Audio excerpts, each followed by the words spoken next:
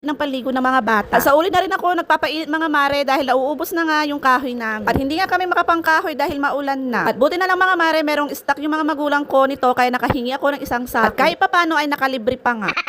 At hindi talaga pwede na walang mainit na tubig habang naliligo sila sa umaga. Dahil nagrereklamo yan dahil malamig nga daw.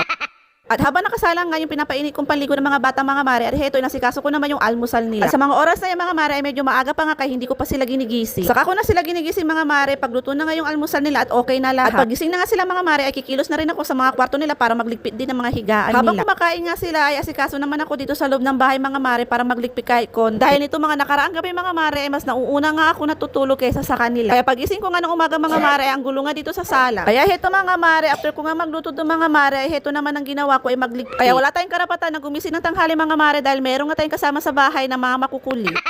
Ewan ko ba mga mare, nito mga nakaraang gabi mga mare, sobrang antok nga ako lagi. At heto na naman mga mare, ay umaatake na naman yung sakit ko sa tiyan. At acidic nga ang kumarin nyo.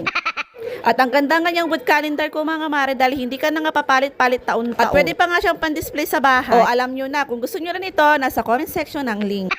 Kaya ano pa yung hinihintay nyo? Order na! Nung nakalis na kayo mga bata mga mare, ay nagsikaso naman ako dito sa loob ng bahay. At hindi ko nga naman mga mare na lobat na pala ako kaya hindi ko na rin na video. Natapos nga ako sa loob ng bahay mga mare, ay nagsikaso ko naman itong labahin. Nagpalit lang ako dyan ng damit mga mare dahil sobrang pawis. At kagabi pa lang mga mare ay binabad ko na nga pala itong mga puti. Parang ngayon mga mare ay madali na lang matanggal yung mga dumi. At medyo konti nga lang itong labahin ko mga mare dahil nung Wednesday nga ay naglaba na rin ako. At mas gusto ko nga yung ganito mga mare para hindi ka naman sobrang pagod sa paglalaba. At yung mga punda, kumot at bedsheet mga mare baka sa susunod ko na lang ilalaba. Dahil nakarang araw nga mga mare kaya papalit ko nga lang. Nung araw na din yun mga mare ay nilabhan ko na din para hindi na rin ako matambakan.